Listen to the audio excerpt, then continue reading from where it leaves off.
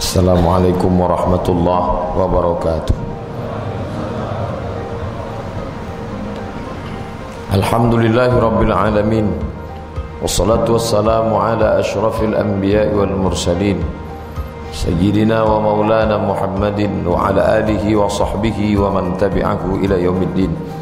Subhanaka la ilma lana illa ma 'allamtana innaka antal alimul hakim. Rabbi shrah li sadri wa yassir li amri wahlul 'uqdatam min lisani yafqahu qawli. Bapak-bapak, ibu-ibu, alim ulama, cerdik pandai, hadirin hadirat, yang besar tak dihimbau gelar, yang kecil tak disebut nama. InsyaAllah kita semua hamba-hamba yang dimuliakan Allah subhanahu wa ta'ala. Amin ya rabbal alamin. Sampai hari ini Sabtu pertama di bulan Ramadan, kita masih diizinkan Allah subhanahu wa ta'ala. Satu di antara sekian doa kita dikabulkan Allah. Selama ini kita meminta wa ballighna Ramadan, maka disampaikannya kita ke bulan Ramadan. Maka kita balas nikmatnya itu dengan mengisi bulan ini dengan ibadah-ibadah. Termasuklah kajian hadis ini bagian dari ibadah tersebut. Karena menuntut ilmu juga dalam Islam bukan hanya sekedar motivasi, tapi juga bagian dari ibadah. Man kharaja fi talabil ilmi, siapa yang keluar rumah dengan niat menuntut ilmu, fa huwa fi sabilillah, maka dia sama seperti orang yang beribadah, jihad fi sabilillah, hatta yarji'a, sampai dia pulang ke rumah.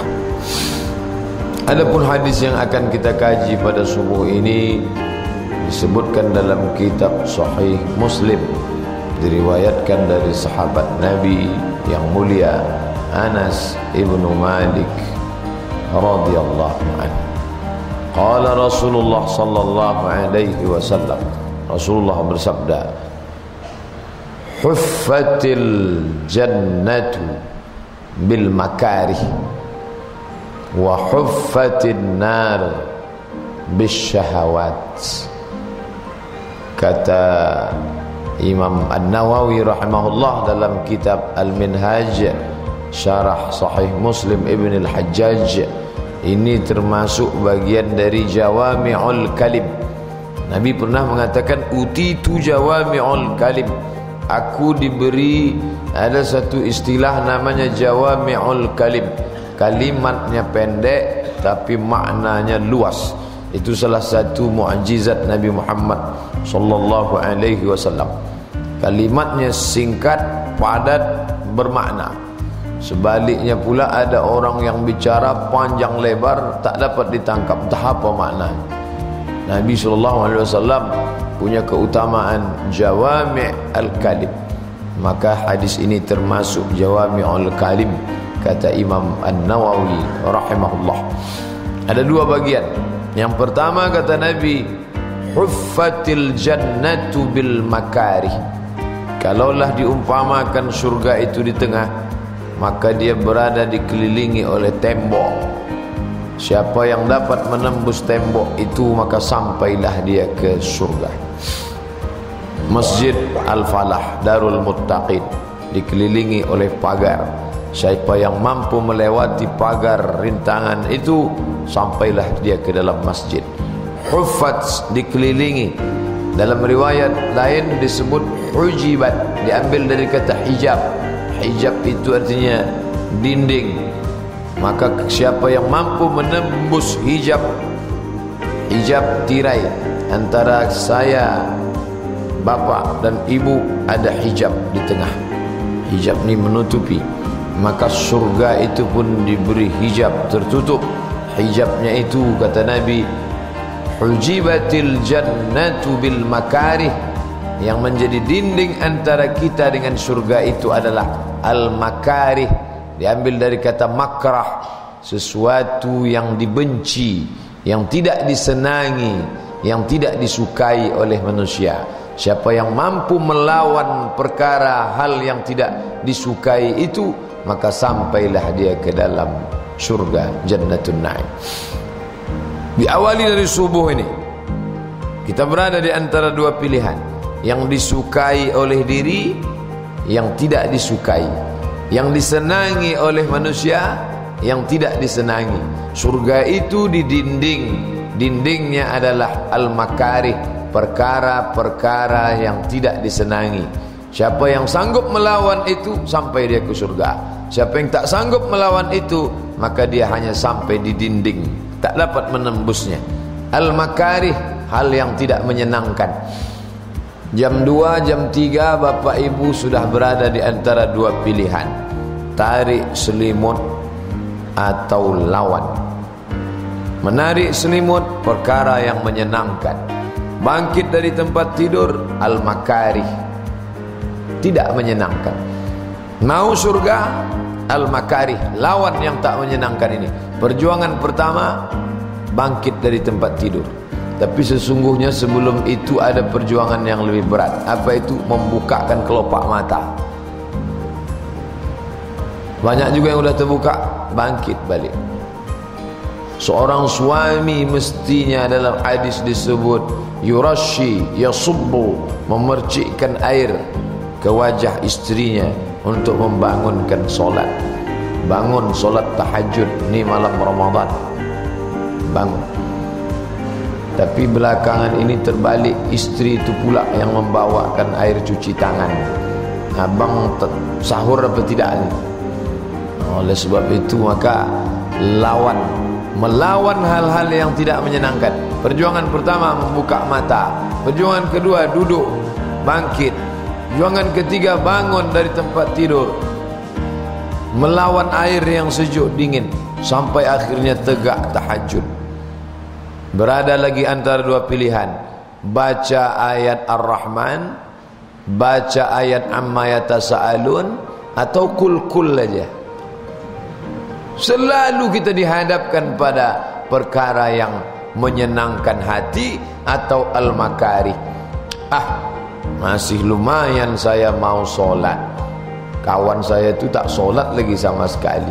Masa dipaksa-paksa betul diri? Pendek-pendek sajalah. Yang penting kan 8 rakaat, sama dengan Nabi Muhammad sallallahu alaihi wasallam. Selalu ada pembenaran dalam diri, padahal kita disuruh untuk mencari kebenaran, bukan membenarkan perasaan yang salah. Bapak Ibu yang dimuliakan Allah Subhanahu wa taala, masuk mau berangkat ke Al-Falah Darul Muttaqin. Kenapa mesti jauh-jauh? Masjid dekat rumah ada. Kenapa mesti jauh ke pusat kota sana? Di tempat keliling ini ada. Maka selalu berada di antara dua pilihan, yang menyenangkan atau al-makarih, yang tidak menyenangkan. Masuk pada waktu pagi, mengapa mesti menahan makan? Kenapa tidak makan saja? Sampai pada waktu siang, sampai pada waktu petang, sampai jam 6 sore, kita disuruh untuk duduk saat-saat berbuka puasa terkabulnya doa. Tapi pada saat itu pula kita berada di antara dua pilihan. Duduk membaca Quran, berzikir, terasa lama. Dari jam 6 ke 6.20 itu rasa 24 jam. Sebentar-bentar tengok jam, ini jam ni mati apa baterainya tak berganti. Maunya keliling-keliling. Makanya banyak suami jam 6 sore itu sudah standby dengan sepeda motornya, sudah siap. Kalau istrinya menanya, abang mau kemana? Jangan kau tanya kemana aku pergi. Putar sana, putar sini, tawaf kudum, tawaf wadah, tawaf ifadah. Tak juga bunyi sirine azan maghrib. Pulang di situ hebohnya malaikat ingin menyambut doa. Di situ pula lah dia sibuk mengurus kolak 3 bungkus, cendol 2 bungkus, melon, kates, semangka. Seringkali kita dihadapkan pada perkara yang menyenangkan dan perkara al-makarih yang tidak menyenangkan. Maka kata Nabi, huffatil jannatu bil makarih, surga itu dikelilingi oleh perkara-perkara yang tidak menyenangkan. Alhamdulillah, subuh ni kita sanggup melawan. Perlawanan pertama melawan kantuk, kita bisa bangun. Tak semua bapak ibu tidur jam 10 malam ini.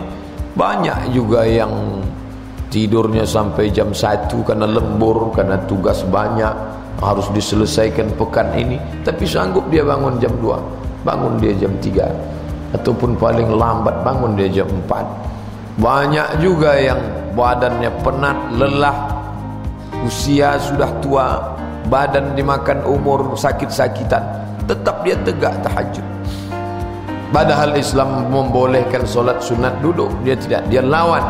Karena dia ingin seperti yang dikatakan Nabi, huffatil jannatu bil makari, lawan semua yang tidak menyenangkan, yang tidak menyenangkan hati itu kau lawan. Maka ibadah ini dibagi kepada dua, satu yang sifatnya keluar, satu yang sifatnya ke dalam. Yang keluar itu mengeluarkan tenaga keluar dari rumah ke Masjid Darul Muttaqin, tenaga keluar. Dulu saya selalu berpikiran kalau keluar kota itu syiar dakwah lebih besar, syiar lebih jauh. Ada masyarakat yang tak pernah tersentuh di pinggiran Provinsi Riau, lalu saya pun pergi ke kampung-kampung. Sedangkan di Pekanbaru sudah banyak pengajian, jadi Darul Al-Falah Darul Muttaqin bisa ditinggalkan agak sepekan, 2 pekan. Tapi lama-lama saya tahu, pergi saya ke Pangkalan Kerinci dalam satu pengajian, Pak Ustaz, nanti hari Sabtu ada pengajian ya, Bapak tinggal di mana? Di Pangkalan Kerinci. Terus Sabtu kami datang Pak Ustaz. Loh, baru saya sadar ternyata yang datang itu dari jauh-jauh. Maka ketika kita sudah meluangkan waktu, ada hamba-hamba Allah yang sudah mengikhlaskan waktunya, berbagai rintangan dia lawan untuk sampai ke Al-Falah Darul Muttaqin. Hujan-hujan pun datang juga. Inilah yang membuat kita terus bersama sampai subuh. Ramadan tak ada off, kita lanjutkan terus. Bapak-bapak, ibu-ibu yang sudah melawan ini, maka Allah Subhanahu wa taala janjikan, huffatil jannatu bil makarih. Ini surga di tembok, di dinding, dihijab oleh hal-hal yang tak menyenangkan. Jadi yang pertama itu adalah sifatnya melawan, sifatnya mengeluarkan tenaga, mengeluarkan energi. Tapi ada pula yang tidak melawan, tidak mengeluarkan tenaga, tidak mengeluarkan energi, dia hanya diam saja. Tapi diamnya itu pun juga disebut dengan ibadah. Oleh sebab itu Imam An-Nawawi dalam kitab Syarah Sahih Muslim mengatakan, makna daripada huffatil jannatu bil makarih, surga di tembok, di dinding, dihijab dengan perkara-perkara yang tidak menyenangkan, adalah al-ijtihadu fil ibadat, berijtihad, mengerahkan segenap kemampuan fil ibadat, di dalam ibadah total, semuanya dia lawan. Kalau ada yang punya anak kecil, mampu dia menenangkan anak kecil itu, bisa dia lawan. Nafsu syahwat dia lawan, sehingga bisa dia mencapai ibadah itu. Al-ijtihad fil ibadat, mengerahkan segenap kemampuan pada ibadah. Ini level tingkat pertama. Sesudah itu wal muwazabatu 'alaiha. Ini lebih sulit lagi, lebih berat lagi. Yang pertama melawan mata, melawan kantuk, melawan hati, melawan anak, melawan bisikan, melawan HP, melawan janji kawan. Wal muwazabatu, konsisten, istiqamah. Bahwa ada orang yang sanggup bangun malam itu berat, tapi ketika dia muwazabatu 'alaiha, istiqamah terus menerus, inilah sebenarnya yang dilatih selama 3 malam ini. Malam Jumat kita bangun, malam Kamis bangun, malam Sabtu bangun, malam Kamis, malam Jumat, malam Sabtu. Sudah 3 malam berturut-turut. Mau tak mau pasti bangun. Kalau sebelumnya tak ada dorongan, bangun, alhamdulillah. Tidak bangun tidak apa-apa. Kalau sekarang ini mesti bangun. Bangun alhamdulillah, tak bangun badan lemas karena tak sahur. Mau tak mau pasti bangun. Maka hikmah di balik sahur itu bukan sekedar makannya. Ada orang bangun-bangun Kata Nabi, tasahharu fa inna fis sahuri barakah. Bangunlah, karena di dalam sahur itu ada barakah. Betul, tapi barakah di balik sahur bukan sekedar persiapan fisik, makan, minum, suplemen untuk tenaga, tapi di balik itu adalah proses membiasakan diri bangun malam. Pepatah Melayu mengatakan, alah bisa karena biasa. Nah ini Ramadan ini membiasa. Jadi ada juga orang yang salah faham dengan Ramadan. Dianggapnya Ramadan ini bulan menumpuk amal. Ditumpuklah sebanyak-banyaknya selama 24 jam kali 30 hari, 720 jam ditumpuk nanti untuk persiapan ke 11 bulan berikutnya. Kalau sudah ditumpuk 30 malam tahajud, InsyaAllah ke depan tak perlu tahajud lagi. Nah ini salah, bukan itu maknanya. Bulan ini pembiasaan diri. Kalau sudah terbiasa bangun 30 malam, diharapkan nanti ke Syawal itu ada peningkatan. Zulqa'dah tinggal terasa ringan. Itulah makna ucapan Imam Nawawi. Langkah pertama, al-ijtihadu fil ibadat. Berijtihad total, all out, segenap kemampuan untuk beribadah. Tangga kedua, wal muwazabatu 'alaiha, istiqamah, continue, berkesinambungan dalam ibadah tersebut. Alhamdulillah sudah 3 malam. Bagaimana malam besok, malam libur lebih berat lagi. Bagi anak-anak muda pula malam Ahad. Tapi insyaAllah dia akan terus. Kemudian tangga yang ketiga, was-sabru 'alal masyaqq, sabar 'alal masyaqq, masyaqq berat.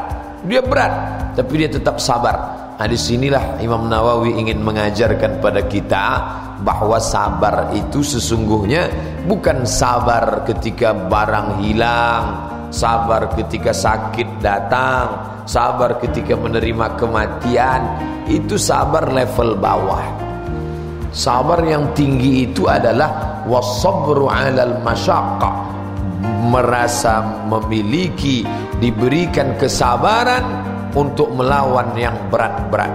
Jadi kalau selama ini bapak ibu mengatakan sabar ya, nanti Allah kasih ganti yang lebih baik, itu sabar menghadapi musibah, sabar menghadapi kehilangan, sabar ditimpa kematian. Tapi ada sabar yang lebih utama daripada itu. Apa dia?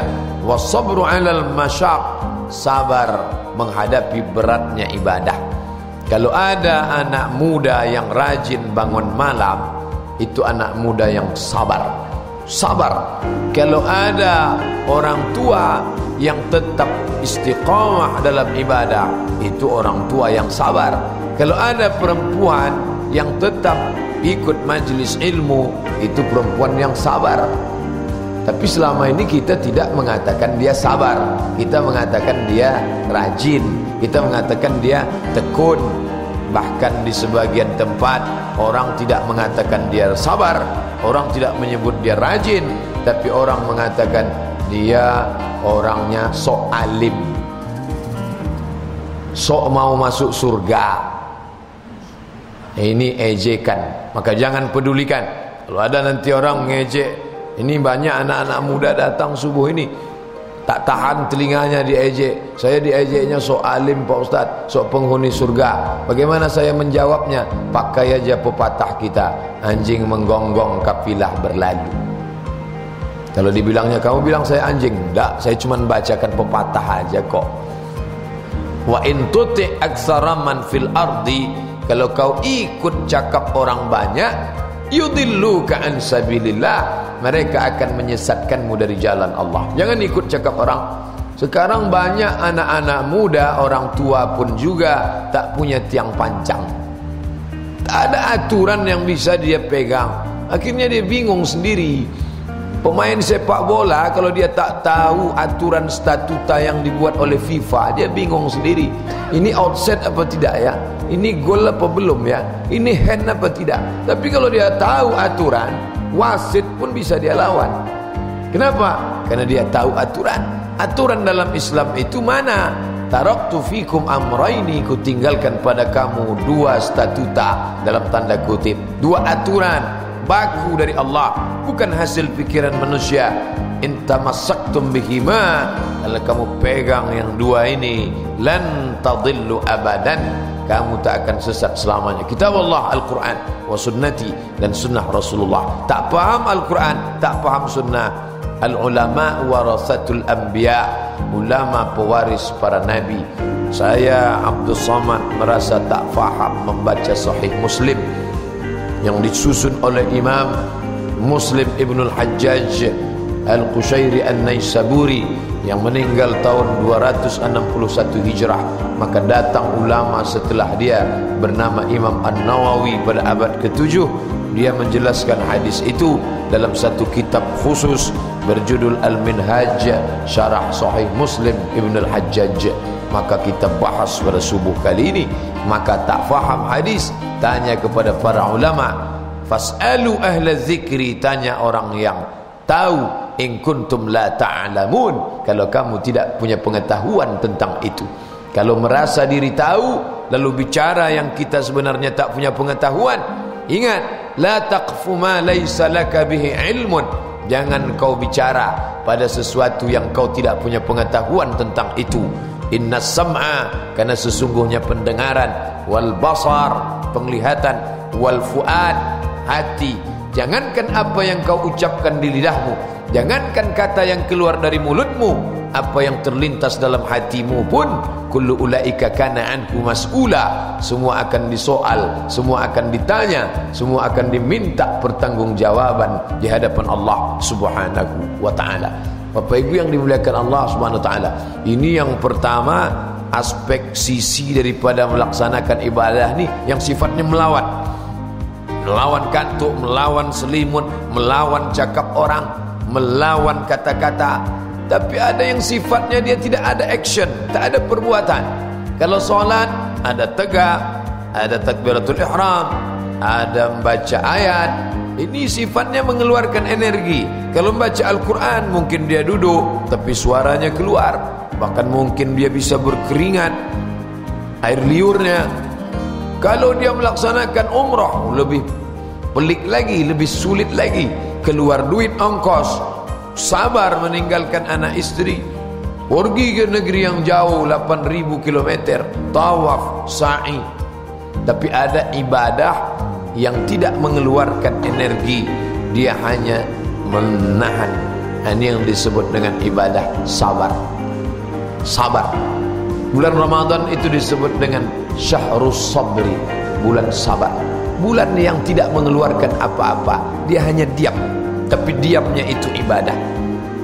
Menahan makan, menahan minum, menahan tidur, menahan cakap. Ini yang disebut oleh Imam Nawawi sebagai Kazmul Ghaiz. Kazmu al-ghaiz, menahan air di dalam kulit kambing. Air dimasukkan ke kulit kambing, bisa dia tak keluar. Zaman itu belum ada lagi baskom, ember, botol. Mereka menahan air itu, kulit kambing itu dijemur kering, disamak. Habis itu mereka olah sehingga bisa dia lembut macam kain. Nanti bagian pinggirnya dijahit, lalu dituangkan air ke dalam. Tak menetes air, bisa air itu tidak keluar, padahal hanya dijahit saja dengan sangat kuat. Sebagaimana air itu tidak keluar dari dalam kantong kulit kambing yang disebut dengan qirwah, begitulah amarah tidak keluar. Maka disebut Kazmul Ghaiz. Ini juga bagian dari yang tidak menyenangkan. Maunya ditumpahkan marah itu. Ibarat air yang berada dalam tong besar, ditumpahkan sehabis-habisnya. Itu yang diinginkan oleh hawa nafsu, itu yang diinginkan oleh diri, itu yang dimaui oleh orang banyak. Tapi si hamba tadi sudah dikasih tahu surga itu terdinding dengan al-makarih, yang tidak menyenangkan. Apa itu? Menahan. Makanya insyatamahu ahadun, kalau ada orang yang mencaci makinya, au qatalahu, mengajak dia berkelahi, menantang dia, falyaqul, hendaklah dia mengatakan inni shaim, inni shaim. Saya puasa. Tapi ini tidak disebut sekedar sabr. Imam Nawawi menyebutnya al-hilmu. Hilmu di atas sabar. Bapak sedang duduk-duduk di halte bis atau di kantor, ada urusan, tiba-tiba lewat tentara, badannya tegak macam adirai, pakai baju seragam, pakai sepatu boot tebal, diinjaknya kaki bapak, ujung kaki bapak, saking kan dia jalan tegak, tak nampaknya lagi kaki orang, diinjaknya kaki bapak. Bapak tak melawan. Waktu ditanya orang, "Pak, tadi saya tengok jempol bapak diinjaknya, kenapa bapak tak melawan?" "Saya sabar." Sebetulnya bukan sabar, takut. Dia bilang sabar. Ada di atas itu, disebut dengan al-hilmu. Bukan ilmu. Ilmu pakai ain, dia pakai ha kecil. Al-hilmu, sanggup dia membalas.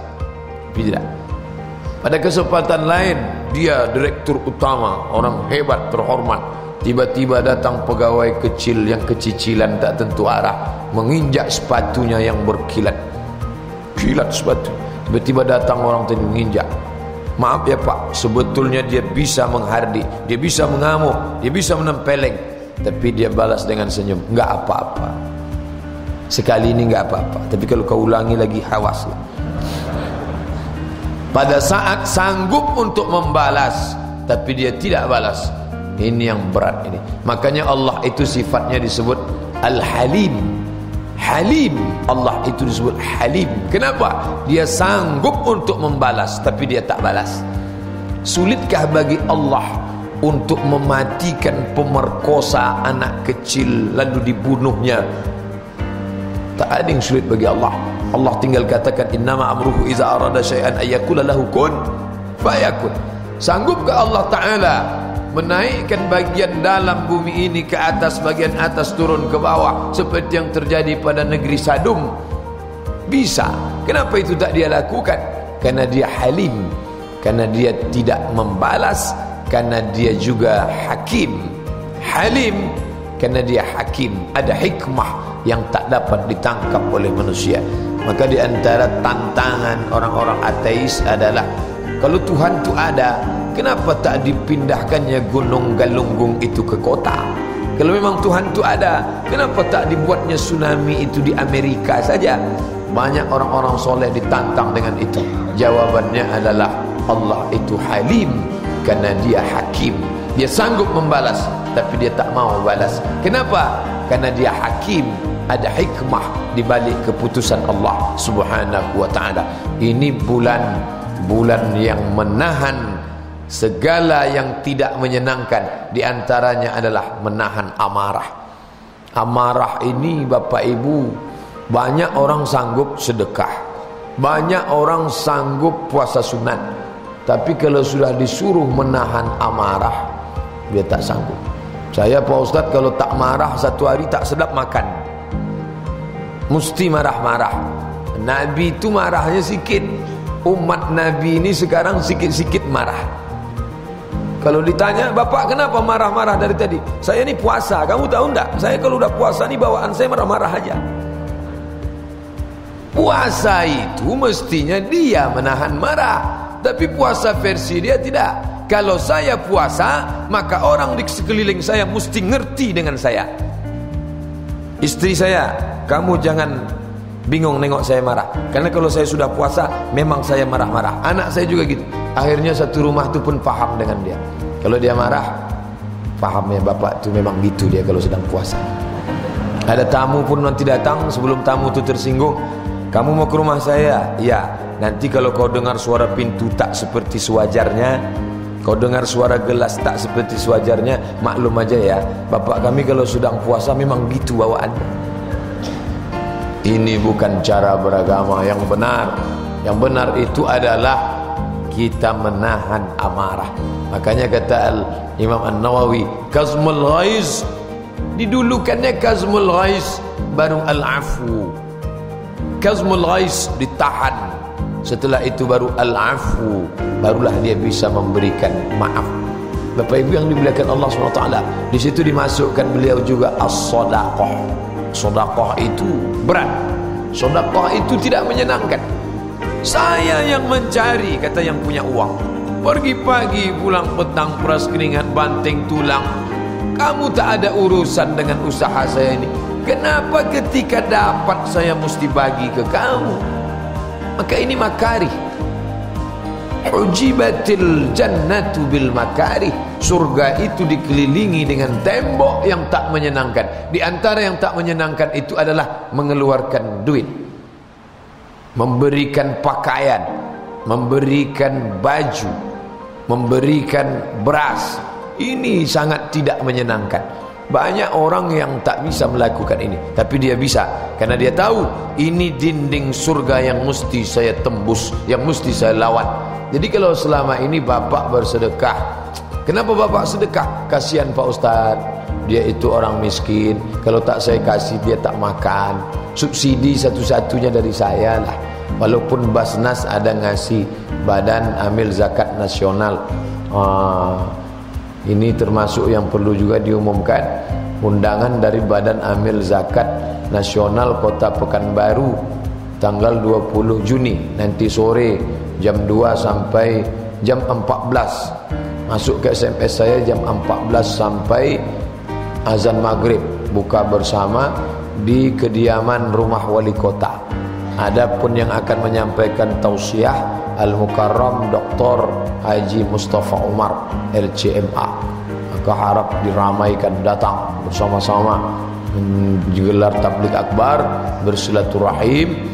Walaupun kita tidak mampu berbagi, melihat orang berbagi jadilah membangkitkan motivasi. Menengok nanti orang mau berbagi, loh saya kan lebih kaya dari dia, kenapa dia bisa memberi lebih banyak? Berarti dia itu lebih tersiksa daripada saya. Ada orang mengeluarkan itu tersiksa. Saya nih Pak Ustadz kalau udah tiba mengeluarkan zakat nih sakitnya itu minta ampun, luar biasa sakitnya. Ini makarih yang tak menyenangkan. Selama ini kalau dia memberi itu alasannya, kenapa bapak bantu masjid itu? Kasihan Pak Ustaz, daripada masjid itu tak selesai. Kenapa bapak bantu anak yatim itu? Kasihan Pak Ustaz, daripada dia tak sekolah. Maka robah dengan hadis ini. Kenapa kamu keluarkan uang untuk dia? Ini adalah tembok surga. Kalau mampu saya melawan diri saya, mampu saya melawan yang tak menyenangkan ini, maka saya menang di hadapan Allah Subhanahu wa ta'ala. Hujibatil jannatu bil makarih, huffatin nar bil makarih, huffatil jannah bil makarih. Surga temboknya adalah segala yang tak menyenangkan. Bangun malam tak menyenangkan, ke masjid tak menyenangkan, tahajud tak menyenangkan, melawan marah tak menyenangkan. Yang menyenangkan itu ngamuk-ngamuk, yang menyenangkan itu tidur panjang, yang menyenangkan itu cerita aib orang lain. Jadi mudah saja mengenali jalan surga itu. Mana dia? Yang tak menyenangkan hati. Maka lawanlah itu semua. Karena Nabi mengatakan tembok yang harus dilawan, tembok tebal yang harus ditembus itu adalah perkara-perkara yang tak menyenangkan. Yang menyenangkan itu dengar musik, yang menyenangkan itu menonton TV acara tak tentu arah, mendengarkan pengajian majelis ilmu tak menyenangkan. Lawan sampai dia menjadi menyenangkan, menjadi keinginan, menjadi keperluan. Bapak Ibu yang dimuliakan Allah SWT, ini bulan Ramadan adalah bulan pelatihan, sehingga kalau kita lulus di sini, kita akan bawa ini keluar. Jadilah generasi-generasi yang lulus dari madrasah Ramadaniyah, pendidikan Ramadan. Sekarang pegawai-pegawai kalau mau naik tingkat 72 jam di puncak, di Bandung, di hotel mewah, ikut pelatihan ini, pelatihan anu, instrukturnya dari Lemhanas, dari lembaga ini, pakar itu. Ramadan, madrasah pendidikan selama berapa SKS? 720 jam. Kalau dihitung berapa SKS itu, lebih dari S1, S2, S3, jam yang panjang. Semuanya bernilai melawan keinginan-keinginan, melawan hal-hal yang tak menyenangkan. Ini bagian yang pertama. Hujibatil nar, hujibatil jannah atau riwayat Muslim, huffatil jannah, surga itu dikelilingi al-makarih, yang tak menyenangkan. Bagian yang kedua, wa huffatil jannah bisyahawat, sedangkan surga itu dikelilingi tembok. Temboknya apa? Syahwat. Kita menyebutnya syahwat. Itu bukan bahasa Indonesia, bahasa Arab. Yang betul itu adalah syahwat. Tapi beda syahwat dalam bahasa Arab dengan syahwat bahasa Indonesia. Kalau disebut syahwat itu artinya keinginan, sedangkan syahwat bahasa Indonesia, mohon maaf, itu lebih condong pada seksual. Kalau dalam bahasa Arab, syahwat makanan itu juga syahwat. Walakum fiha ma tashtahi anfusukum, di dalam surga itu ada semua yang kamu inginkan. Ingin makan itu disebut syahwat, ingin pergi itu disebut syahwat, ingin jalan-jalan itu disebut syahwat. Makanya kalau bahasa Arab bapak bilang, saya tak bersyahwat makan ini, artinya saya tak berselera, tak ingin makan. Sedangkan bahasa Indonesia, syahwat itu hanya tertitik pada satu masalah, yaitu seksual. Ini perlu diluruskan tentang kesalahan kata serapan bahasa Arab ketika masuk ke dalam bahasa Indonesia, banyak yang berubah maknanya. Fitnah, fitnah dalam bahasa Arab itu artinya azab, sedangkan fitnah dalam bahasa Indonesia itu artinya tuduhan tanpa bukti. Kamu jangan tuduh, jangan fitnah saya, padahal fitnah itu adalah azab, ujian juga disebut dengan fitnah. Innama amwalukum wa auladukum fitnah. Harta dan anak adalah fitnah. Ini kalau diterjemahkan pakai bahasa Indonesia membingungkan. Masa anak dan harta disebut fitnah, sedangkan fitnah adalah tuduhan tanpa bukti. Di situ maknanya anak dan harta bisa jadi fitnah, bisa jadi azab. Anak dan harta bisa jadi fitnah, bisa juga sebagai ujian keimanan. Nah, saya ingin menjelaskan makna syahwat adalah keinginan. Kapan keinginan itu muncul? Keinginan, hasrat, syahwat muncul ketika roh berjumpa dengan jasad. Tanah warnanya hitam, baunya bau busuk, kotor, rendah, tempatnya di bawah. Sedangkan malaikat dari nur, cahaya, tempatnya tinggi, coraknya berkilau. Suatu yang sangat paradoks, kontradiktif. Yang satu rendah, hina, bau, kotor, yang satu tinggi, berkilau, cahaya. Tiba-tiba yang cahaya ini mau bersimpuh sujud kepada tanah. Hebat, luar biasa. Faqa'u lahu sajidin. Tiba-tiba semua cahaya-cahaya itu bersujud kepada tanah. Jibril, Mikail, Israfil, Israel, Munkar Nakir, malaikat cahaya, semuanya sujud kepada tanah Adam alaihi salam. Kapan ini terjadi? Sawaituhu wa nafakhtu fihi min ruhi, ketika aku bentuk dia dengan makhluk yang sempurna, dalam bentuk makhluk yang sempurna, wa nafakhtu fihi min ruhi, aku tiupkan roh ke dalamnya. Efek positif ketika roh berjumpa dengan jasad, maka jasad yang hina, kotor tadi menjadi mulia. Itulah Adam alaihissalam. Sampai-sampai malaikat pun bersimpuh sujud kepadanya. Tapi ada efek negatif ketika bertemunya roh dengan jasad. Apa dia? Jasad yang tadi mati, tak makan, tak minum, tak bersyahwat, muncullah sesuatu yang baru yang disebut dengan syahwat. Tanah tak makan, tanah tak berhubungan kelamin, tanah tidak minum, tanah tak ada hasad, tanah tak ada iri, tanah tak ada sifat dengki. Dia pasif, diam. Tapi begitu roh masuk ke dalam dirinya, maka muncullah keinginan. Dan keinginan itu melawan larangan. La taqraba hadhihi syajarah. Jangan kau dekati pohon ini. Kalau kau dekati, fatakuna minadh zalimin, kau akan jadi orang zalim.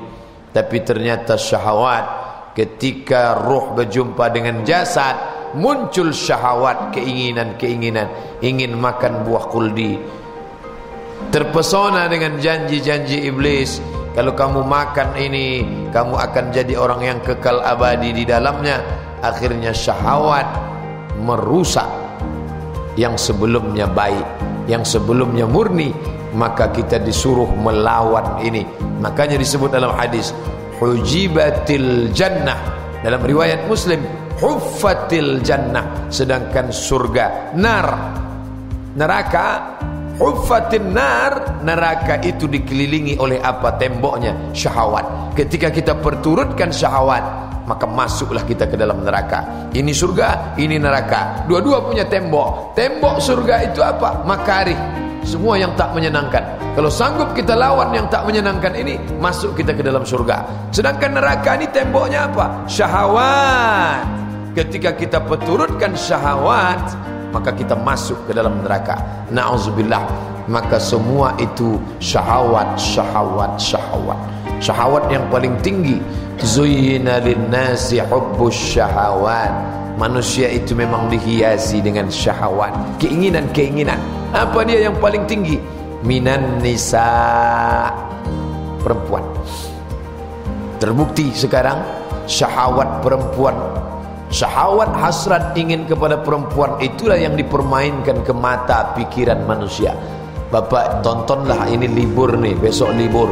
Dari pagi pulang nanti dari pengajian jam 8 sampai nanti buka puasa, tontonlah TV itu. Semuanya dipermainkan perempuan. Kalau ada iklan kulkas pakai perempuan, itu masih masuk akal lagi. Iklan beras, iklan tepung terigu bawa-bawa perempuan, itu masih masuk akal.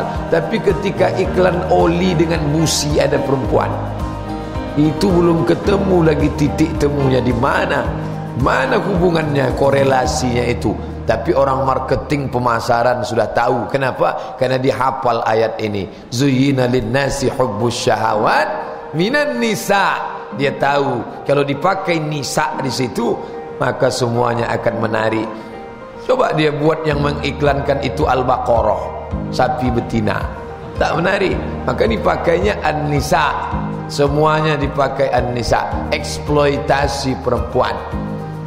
Bapak tengoklah yang pakai Formula One, yang megangkan payungnya itu perempuan.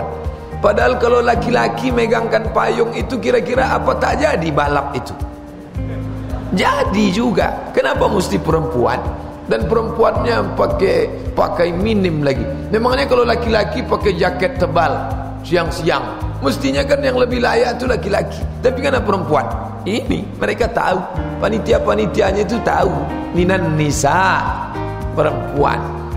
Tapi pula dalam Islam itu tidak dianggap perempuan itu merusak. Ini perlu dijelaskan.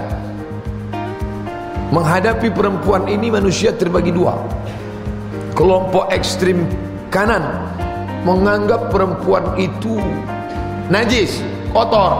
Maka datang seorang laki-laki, 3 orang laki-laki. Salah satu di antara yang 3 itu mengatakan, wa ana a'tazilun nisa. Saya menjauhi perempuan. Karena kalau saya nikah dengan perempuan, nanti perempuan itu melupakan saya kepada Tuhan. Dan hasil dari hubungan saya itu punya anak. Anak itu hanya akan menjadi penghalang antara saya dengan Allah. Maka a'tazilun nisa, saya menjauhi perempuan. Menyikapi perempuan ini manusia terbagi dua. Yang satu anti perempuan, yang satu lagi pula sangat suka perempuan. Nikahnya unlimited, tanpa batas. Di mana Islam? Islam di tengah. Kamu yang mengatakan perempuan itu hina, kotor, jangan. Karena setengah imanmu ada pada perempuan. Man tazawwaja, siapa yang menikah, faqad istakmala nisfal iman, dia sudah menyempurnakan setengah iman. Selama ini laki-laki diajarkan, istrinya beli kangkung 5 menit, apa kata dia? Setengah nafasku pergi. Oh salah. Nanti kalau ibu belanja, bapak jangan lagi bilang setengah. Setengah imanku pergi sebentar. Maka jangan kau pergi lama-lama, nanti ku cari setengah yang lain. Man tazawwaja, siapa yang menikah, faqad istakmala nisfal iman, dia sudah menyempurnakan setengah iman. Yang setengahnya lagi, falyattaqillah, bertakwalah kepada Allah, fin nisfil baqi, pada setengah yang lain. Maka bagi yang sudah mampu, man istata'a minkumul ba'ah falyatazawwaj, menikahlah. Ada orang ngirim iklan ke HP menjelang Ramadan kemarin, dah mau puasa segera nikah, emang mau bangun pakai mercon. Maksud dia kalau ada istri kan dibangunkannya. Bagi yang mampu, Bang, Mas, bangun, sudah sahur, kata dia. Al-mu'minah, perempuan yang beriman, allati tu'inu ala imanihi, yang mampu menolong iman laki-laki. Ini mesti diluruskan. Karena dunia ini terbagi dua. Satu menyikapi perempuan dianggap sebagai pengganggu, perusak. Yang satu pula perempuan dijadikan sebagai objek seksual. Dalam Islam perempuan itu dimuliakan. Perempuan tempatnya tinggi. Setakwa-takwanya orang, kalau tak menikah imannya baru setengah. Karena setengah iman itu ada pada perempuan. Hadis riwayat At-Tabrani. Lihatlah bagaimana Islam mendudukkan perempuan. Dia bukan pemuas nafsu, na'udzubillah. Perempuan itu penolong kita dalam iman kepada Allah SWT. Tapi ketika diperturutkan, ingat, syahwat paling tinggi pada perempuan, godaan paling besar. Berapa banyak pejabat terjerumus, jatuh marwah martabat, ustaz sekalipun, kemana? Dirusak. Apa penyebabnya? Perempuan. Oleh sebab itu syahwat. Neraka di tengah, dikelilingi syahwat. Syahwat paling banyak yang menjerumuskan ke dalam neraka ini, syahwat pada perempuan. Makanya di bulan Ramadan syahwat ini ditahan. Kalau lewat, masuk neraka. Syahwat mata, tundukkan. Biasa kalau di luar Ramadan, wah jelalatan. Tapi kalau Ramadan, di luar Ramadan tunduk. Kalaupun tengok sikit-sikit lah. Ini oleh sebab itu. Tapi jangan sangka melawan syahwat ini hanya dari mulai azan subuh ke azan maghrib. Tidak, ini proses latihannya. 13 jam setengah ini latihannya. Adapun prakteknya, malamnya, syawalnya, zulqa'dahnya, zulhijjahnya. Sampai kapan? Wala tamutunna, jangan kau mati illa melainkan wa antum muslimun, dalam berserah kepada hukum Allah. Ini mata bukan punya kita, ini titipan Allah. Lillahi ma fis samawati wa ma fil ardh. Apa yang ada di langit, apa yang ada di bumi, itu semua milik Allah. Termasuk mata ini milik Allah. Maka dipinjamkannya ke kita sampai masanya nanti dia akan minta pertanggungjawaban di hadapan Allah Subhanahu wa taala. Masya Allah. Dulu kiai-kiai bisa mengontrol santrinya dari pintu gerbang pondok pesantren. Tahun ajaran baru, tas koper diperiksa. Ini novel tak baik, sobek, bakar. Perkembangan zaman teknologi sekarang merubah tata wacana, cara, metode. Segala metode manual itu hilang. Tak bisa lagi dikontrol. Dulu orang tua mengontrol anaknya, anaknya pergi, dia buka kamar, dia periksa mana yang layak, mana yang tak layak. Sekarang tak bisa lagi. Kenapa? Karena zaman sudah digital. Kita hidup di kampung kecil antara Indonesia dengan Amerika, dengan Rusia, dengan Barat, dengan Eropa. Kita sudah seperti kampung kecil. Hanya dibuka Windows, jendela. Windows bukan sekedar window bahasa Inggris, tapi Windows itu menjadi elektronik multimedia, menjadi jendela dunia. Begitu dia buka Windows, maka terbentanglah alam semesta di mata dia. Maka satu-satunya kontrol nih puasa. Tidak akan ada orang yang puasa mau merusak matanya. Kenapa? Karena dia tahu Nabi sudah mengadakan. Nabi mengatakan, man lam yada' qaulaz zur, siapa yang tidak mencegah dirinya dari ucapan palsu, wal amala bihi, dan amal kotor, amal jahat, falaisa lillahi hajatun, Allah Ta'ala tidak berhajat fi ayyada'a ta'amahu wa syarabahu, makan dia tahan, minum dia tahan, tapi tak dia tahan syahwat yang lain, maka Allah tak berhajat. Makna Allah tak berhajat, Allah tak akan balas perbuatan dia menahan makan, menahan minum, tak dibalas Allah kalau tidak diiringinya dengan menahan syahwat. Tapi jangan fahami Islam itu memutus syahwat. Islam itu memotong syahwat. Syahwat nikah dipotong, syahwat makan dipotong, syahwat minum dipotong. Dah, nikah silakan. Bahkan dalam Islam nikah itu kalau baca ayatnya, fankihu, nikahilah, ma tabalakum minan nisa, nikahi perempuan yang baik-baik, masna wa sulasa wa ruba'. Tapi ayat itu masih koma. Lanjutkan, fa in khiftum alla ta'dilu, kalau kamu tak sanggup berlaku adil, fawahidah, satu saja cukup. Memberikan kebebasan. Maka nanti malam Ahad, kalau ibu membangunkan bapak ngajak tahajud, dibacanya ayat itu, waladhdallin, amin, fankihu ma tabalakum minan nisa masna wa sulasa wa ruba'. Allahu akbar. Nanti pas setelah salam ibu tanya, ini maksudnya apa nih? Kenapa wakaf di situ? Kan ada kelanjutannya, fa in khiftum alla ta'dilu fawahidatan. Lupa pula papa kelanjutannya. Bapak ibu yang dimuliakan Allah Subhanahu wa taala, makan dalam Islam tak dilarang. Kulu, makanlah, washrabu, minumlah, wala tusrifu, jangan berlebih-lebihan. Semalam buka bersama Pak Mahdi, kata beliau, ini Pak Ustadz info terbaru, ternyata kota Pekanbaru itu kalau masuk bulan Ramadan sampahnya bertambah 100 ton sehari.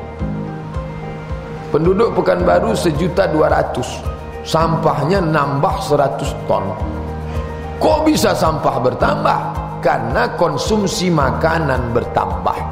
Kolak dibeli 3 bungkus.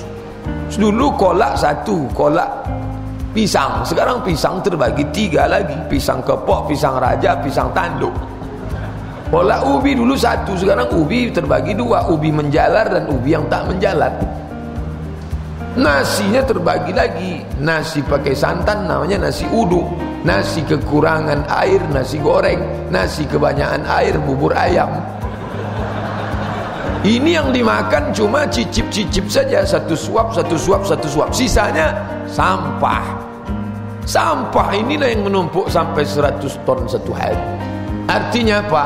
Umat Islam terjerumus dalam budaya konsumsi, konsumtif di bulan yang semestinya melawan. Ini kan luar biasa. Orang kafir melihat kita nanti heran, ini agama apa ini? Islam ini agama apa? Di bulan yang mestinya menekan selera, kok malah justru mengumbar hawa nafsu. Mereka bingung sendiri. Alhamdulillah mereka belajar Islam bukan dari orang Islam. Alhamdulillah orang kafir itu belajar Islam bukan dari orang Islam. Mereka belajar Islamnya dari mana? Dari Google. Dia baca ayat, dia baca hadis, terbuka hidayah, masuk Islam. Setelah masuk Islam dia pun heran nengok orang Islam. Loh, ini kok bukan Islam ya? Bapak Ibu yang dimuliakan Allah Subhanahu wa taala, maka banyak umat Islam yang sudah jauh dari ajaran Islam. Subuh ini kita diingatkan, hujibatil nar, huffatin nar, neraka itu dikelilingi oleh syahwat.